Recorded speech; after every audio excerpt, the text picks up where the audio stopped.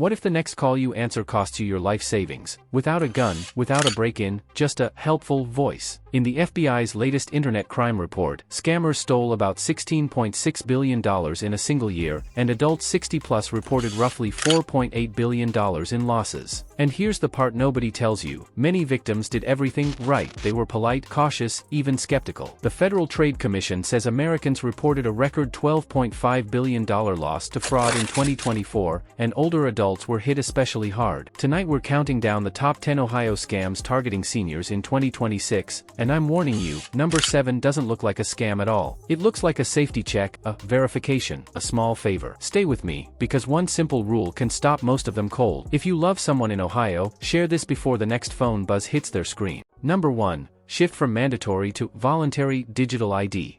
Here's a sneaky one that's been confusing a lot of seniors. Scammers claim Ohio is switching to a new digital ID system, and they make it sound like you have only two choices: enroll now or lose access. They'll say things like, it's not mandatory anymore, it's voluntary, but if you don't do it, your services could be delayed. That wording is the trap. It feels reasonable, even friendly, like they're giving you a choice, while quietly pushing you toward panic.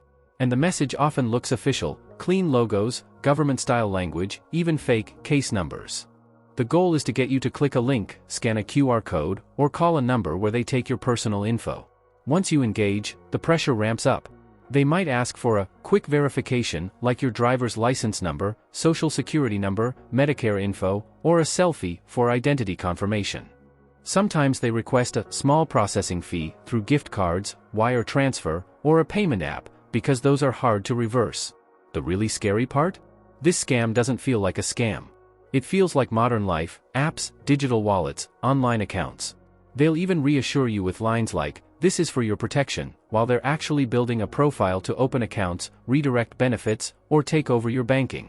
Here's how you protect yourself, simple and strong. First, any message demanding you enroll through a link is a red flag. Don't click. Instead, go to the official website by typing it yourself, or call using a number from a real bill, ID card, or an official directory. Second, never share one-time codes, photos of your ID, or personal details because someone asked nicely. Third, use a rule that saves lives: pause and verify. Tell them, "I'll call back," then check with a trusted family member or directly with the agency. If it's real, it will still be real in 20 minutes. If it's fake, that little pause just saved you from a disaster. Number 2, bank fraud alert, caller ID spoof, the call that looks 100% real. You get a call and your stomach drops, because the caller ID shows your bank's name. The person on the line sounds calm, professional, even helpful. "We're calling from the fraud department. We noticed unusual activity." They might read out a charge you don't recognize, or they'll say your card was used in another city. Then they hit you with the trap: "To protect you, we just need to verify a few details." And because the number looks real, your brain relaxes. That's exactly what scammers want, because they can spoof phone numbers so it appears to be your actual bank calling. Here's how they tighten the net. They'll ask for your full name, address, last 4 of your social security number, or your online banking username. Then comes the most dangerous ask: a one-time code sent to your phone. They'll say it's for verification, but that code is actually the key to your account. The moment you read it out loud, they can log in as you, reset passwords, or add themselves as an authorized user. Some will keep you on the phone while they walk you through steps, because if you hang up, you might think clearly. They may even warn you, "Don't call the branch, this is a sensitive investigation." That's the scammer's favorite word: secrecy. The defense is simple, and it works almost every time. Hang up, even if the caller seems nice, and call back using the number on the back of your card or a statement you already have. Not the number they give you. Not the number in the voicemail. Your bank will never be offended by you protecting yourself. Also, never share passwords, never share one-time codes, and never let anyone rush you with "right now." If you're unsure, say this sentence: "I'm going to call the bank directly. Goodbye." Then take one breath, make the real call, and you'll instantly know whether it was fraud, or a scam trying to become one. Number 3, utility shutoff threats: pay in 20 minutes or your power goes out. It usually starts with a tight, urgent voice and a deadline that feels like a punch. This is an automated notice: your electric service will be disconnected today unless you pay immediately. Sometimes it's a live caller pretending to be your utility company, sometimes it's a robocall, and lately it's also showing up as a text message with a final notice link.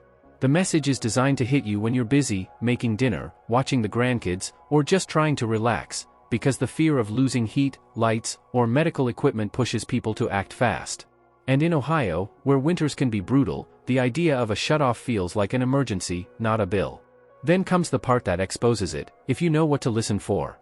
They'll demand payment through gift cards, wire transfers, crypto, or a payment app you've never used. They might tell you to drive to a store, buy a card, and read the numbers over the phone. Or they'll say a technician is already on the way and only payment can stop it. Some scammers even sound knowledgeable, tossing in fake account numbers or local references to feel legitimate. But real utility companies don't operate like this.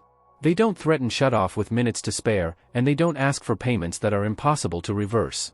The scam works because it's not about logic, it's about panic. Here's the strongest way to shut it down: pause and verify. Don't argue. Don't explain. Just hang up and call your utility company using the number on your actual bill, their official website, or the back of your payment statement, never the number the caller gives you. If it was real, the company will confirm it. If it was fake, you just dodged a financial hit. Also, set up a simple habit that protects you year-round. Keep a paper copy of your utility account numbers and official contact numbers somewhere easy, like by the fridge or inside a drawer near your phone. And remember this rule: any company that demands gift cards or payment in the next 10 minutes is not a company, you're talking to a scammer. Number 4, Medicare update calls, the friendly voice that steals your benefits. This one often sounds polite, almost caring.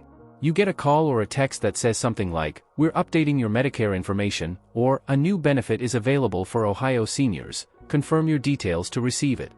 They may claim you'll get a new card, a free checkup, a brace, hearing aids, or extra coverage if you just verify a few things. And because it's about health, many people don't want to take chances. Seniors are used to filling out paperwork, answering questions, and dealing with insurance changes, so this scam slips in like it belongs there. The scammer isn't yelling, they're calmly guiding you, like a customer service rep. Then the questions start getting personal. They ask for your Medicare number, your doctor's name, your date of birth, or just the last 4 of your social security. Sometimes they'll try to record your voice saying yes, or they'll push you to confirm shipping details for medical equipment you never requested. Here's what can happen next: your Medicare number can be used to bill for services you didn't receive, reroute benefits, or create a mess that takes months to untangle. And if they get enough details, they can attempt identity theft beyond Medicare, bank accounts, credit cards, even tax fraud. The scam works because it feels like healthcare, not crime. Your protection plan is simple and powerful. First rule: if someone contacts you out of nowhere and asks for your Medicare number, treat it like your banking password, don't share it. Real Medicare and real insurers don't randomly call demanding sensitive details. Second, if they promise free items or new benefits, verify through your official plan portal or call the number on your insurance card, not the number they provide. Third, slow the conversation down with one sentence: "I don't give information over unsolicited calls. I'll call the official number back." If they pressure you, that's your proof it's a scam. Your health information is valuable, and scammers know it, so your best weapon is that calm, firm no. Number 5, grandchild in trouble emergency scam, now with AI voices. Imagine your phone rings late at night. You hear crying, someone sounds terrified. Then a shaky voice says, "Grandma, it's me. I've been in an accident," or "I got arrested. Please don't tell Mom." Your heart starts pounding before your brain even catches up. That's exactly how this scam works: it hijacks love and turns it into panic. In Ohio, scammers often add local details, mentioning a nearby city, a familiar hospital, even a courthouse, to make it feel real. Sometimes they'll pass the phone to a police officer, a lawyer, or a bail agent who sounds confident and official, and the pressure hits harder: "We need payment right now." What's new, and what makes this scarier in 2026, is how convincing it can sound. Scammers don't always need your grandchild's real voice anymore. With short clips from social media, they can create a voice that sounds close enough to trigger your instincts. Then they'll demand money in ways that are quick and hard to trace: gift cards, wire transfers, payment apps, or even crypto. They may tell you to stay on the line while you drive to the store, or to keep it secret because the family can't know. That's the key red flag: secrecy. Real emergencies don't require you to hide it from the people who could help you verify it. Here's how you beat it, every time. Create a family-safe word or a simple question only your family would know, like, "What was the name of your first pet?" If the caller can't answer, hang up. Next, do a 2-step verification. call the family member directly using the number you already have, and call one other person who would know where they are. And if the caller says, "Don't hang up," do the opposite, hang up immediately. The most powerful sentence you can use is, "I'm going to call my family and confirm." If it's real, you'll help faster. If it's fake, you just stopped a scam from turning your fear into a withdrawal. Before you go, pause for a second. Which scam hit you the hardest? Don't just comment, warn others by sharing the one that shocked you most. If you want to stay one step ahead, watch our previous video next. It breaks down warning signs most people miss. And if this helped even a little, please support our work by subscribing. These videos take serious time, research, and care to make, and it's just one click.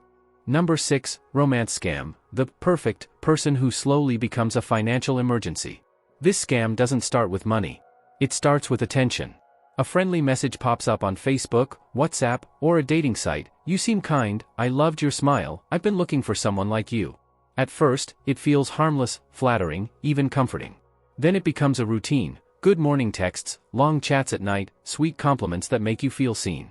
For many seniors, especially those living alone, that steady connection can feel like sunshine in a quiet house. And that's exactly why romance scams work so well. They don't steal your cash first, they steal your trust. Once they feel you're emotionally invested, the story shifts. The scammer suddenly has a temporary problem. A plane ticket is delayed, a child is sick, a business deal is stuck, a package is held at customs, or they're overseas and can't access their bank. They'll act embarrassed to ask, but they ask anyway, just a small amount at first. Then it escalates. "I'll pay you back, I just need help one more time, this is urgent." They may guide you to send money through gift cards, wire transfer, or crypto, methods that are hard to reverse. And if you hesitate, they flip the script: guilt, sadness, anger, or the classic line, "If you loved me, you'd help." The goal is to keep you inside the relationship bubble long enough to drain you. The defense is not complicated, but it has to be firm. First, if someone you've never met in person asks for money, it's a scam until proven otherwise. Second, watch for patterns like refusing video calls, claiming they're always traveling, or pushing you to move the conversation off the platform quickly. Third, do a fast reality check, reverse image search their photos, and talk to a trusted friend or family member even if it feels awkward. Scammers survive on silence. And here's a powerful boundary sentence you can use: "I don't send money to people I haven't met, ever." If they truly care about you, they'll respect it. If they disappear or get angry, you didn't lose love, you dodged a trap. Number 7, the phantom hacker scam, when they trick you into draining your own account. This one is terrifying because it doesn't feel like a scam, it feels like security. You get a call, text, or email that claims your bank account, computer, or even your phone has been hacked. The voice sounds calm and professional. Sometimes they pretend to be your bank, sometimes Microsoft, sometimes a fraud investigator.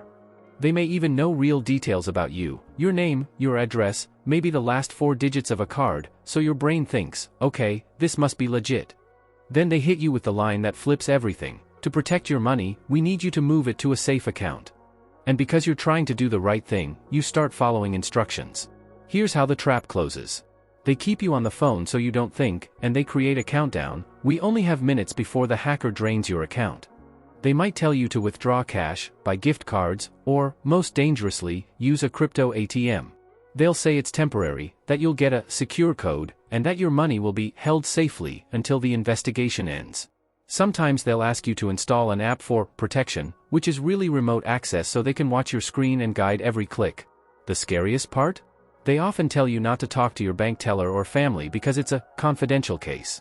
That's not confidentiality, that's isolation, and it's the scammer's best weapon. Here's the simple rule that stops this almost every time: no real bank, police department, or tech company will ever ask you to move your money to protect it.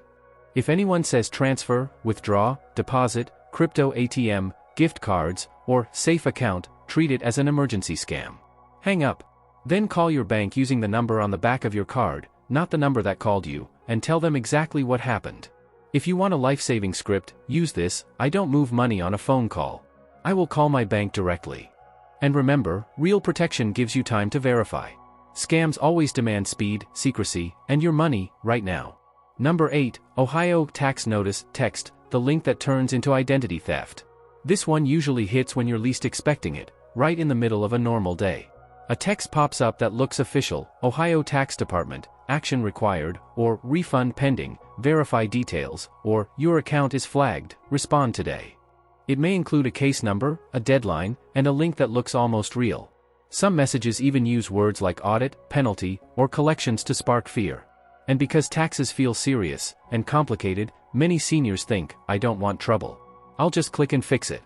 That one click is exactly what scammers are counting on. Once you click, the page is designed to feel legitimate, clean layout, official-sounding language, and a form that asks for basic verification. But basic quickly becomes dangerous: full name, address, date of birth, social security number, bank information, even login details. Sometimes the site asks for a payment to stop penalties, or it prompts you to download a file that claims to be a notice, when it's actually malware. Other times, the link takes you to a fake login page meant to steal your email password first, because once they have your email, they can reset your banking and shopping accounts. The scam is not just about a single payment, it's about building a complete identity profile they can reuse again and again. Here's the protection plan that's easy to remember. First, never trust a tax agency message that arrives with a link and a deadline. Don't click, close it. Second, verify only through official channels by typing the agency website yourself or calling using a number you find on a trusted document, not the message. Third, use a pause rule for anything tax-related, no same-day action unless you confirm it independently. If you're worried, talk to a family member, your accountant, or call the agency from an official directory. And if you already clicked, don't panic, change your passwords, contact your bank, and monitor credit. The goal is simple: don't let a scary text turn your personal information into someone else's paycheck. Number 9. Fake prize, grant, or unclaimed money scam. You won, but you have to pay first. It sounds like good news, and that's why it works. You get a call, letter, email, or even a social media message claiming you've won a prize, qualified for a government grant, or have unclaimed money waiting in your name. They may mention a familiar program, a sweepstakes you don't remember entering, or funds held by the state. Some scammers dress it up with official-looking documents, seals, or reference numbers to make it feel legitimate. For seniors living on a fixed income, the idea of extra money feels like a blessing, something finally going right. That moment of hope is what the scammer exploits. Then comes the catch. There's always a catch. Before you can receive the money, they say you must pay a processing fee, tax, or delivery charge. The amount may start small, just enough to seem reasonable. And the payment method is the giveaway: gift cards, wire transfers, crypto, or prepaid cards. Once you pay, something goes wrong. They ask for another fee, then another.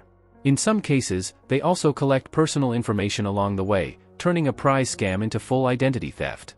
Real prizes and real government funds do not require you to pay up front. Ever. If money is truly owed to you, fees are deducted, not demanded in advance. The safest mindset is this: if you didn't enter, apply, or expect it, assume it's a scam. Don't send money, don't share personal details, and don't let excitement rush you. Verify independently by searching official state or federal unclaimed funds websites on your own, or ask a trusted family member to check with you. And here's a simple sentence that shuts these scams down fast: if it's real, you can mail me official paperwork. I don't pay fees up front. Scammers hate that line because it takes away urgency. Remember, real money doesn't ask for gift cards, and real opportunities don't disappear just because you take time to think. Number 10. Tech support pop-up scam, the fake virus that steals your computer and your money. It often begins with a loud warning on your screen, flashing red boxes, beeping sounds, and a message that says, "Virus detected," or "Your computer is at risk, call immediately." The message looks urgent and official, sometimes using familiar logos like Microsoft or Apple. For many seniors, this feels like a real emergency, especially if the computer suddenly slows down or freezes. The pop-up warns that your photos, passwords, and bank information are in danger, pushing you to act right now before permanent damage happens. Fear takes over, and that's exactly what the scam is designed to trigger. When you call the number, or click the button, a so-called technician answers and walks you through steps to fix the problem. They may ask you to download software that gives them remote access to your computer. Once inside, they can see everything: emails, saved passwords, banking tabs, personal files. They might pretend to find dozens of threats and then demand payment for a security plan, often costing hundreds or even thousands of dollars. Payment is usually requested through gift cards, wire transfers, or payment apps. In some cases, they keep control of your computer until you pay, making you feel trapped. Here's how to stay safe. First, real tech companies do not send random pop-ups with phone numbers, and they do not monitor your computer like that. If you see a warning, don't click, close the browser or shut down the computer. Second, never allow remote access to anyone who contacts you first. If you're worried, take your device to a trusted local technician or call a known support number you find yourself. Third, remember this rule: fear plus urgency equals scam. Take a breath, step away from the screen, and ask someone you trust for help. A real problem will still be there after you slow down. A scam depends on you panicking. When you step back and look at all 10 of these scams, a clear pattern appears. The stories are different, the voices change, and the technology evolves, but the tactics stay the same. Scammers rely on urgency, fear, secrecy, and confusion. They push you to act fast, keep quiet, and trust them instead of your instincts. Whether it's a fake bank call, a hacker warning, a family emergency, or a government message, the goal is always to rush you into a decision before you have time to think. Once you recognize that pattern, you're no longer an easy target, you're informed, alert, and prepared. The good news is this: you don't need to be tech-savvy to stay safe. You just need a few strong habits. Never move money because of a phone call or text. Never share one-time codes, passwords, or photos of your ID. And never let anyone pressure you with "right now" or "don't tell anyone." Real banks, real agencies, and real family members will always give you time to verify. One pause, just a few minutes to call back using a trusted number or talk to someone you trust, can save you thousands of dollars and months of stress. If this video helped you, please like, subscribe, and share it with someone you care about, especially a parent, grandparent, or neighbor in Ohio. One conversation can prevent a life-changing loss. And I'd love to hear from you in the comments: which scam surprised you the most? Finally, remember this message: it's worth repeating. Scammers are professional liars, but they lose their power the moment you slow down and verify. Stay alert, stay connected, and protect what you've worked so hard to build.